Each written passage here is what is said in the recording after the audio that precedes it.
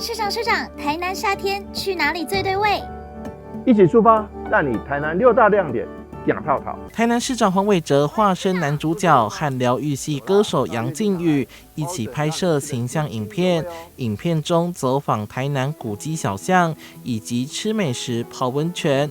交通部观光署去年公布台湾观光100新亮点，台南有6个景点入选，7月正式轮到台南，市府推出精彩的系列活动，包含摄影比赛，还有35家合作店家的优惠活动，拿好礼，还可以参加抽奖跟参加套装游程哦。那尤其是我们有特别加码7月份的观光署的这个亮点及时任的抽奖活动，15万元的这个奖品哦。所以民众只要参加几点活动，就有机会获得 iPad Air 住宿券、餐券等好礼。景点包含将军的生命之树、四草绿色隧道、关子岭温泉风景区等等，都是受不少观光客的喜爱。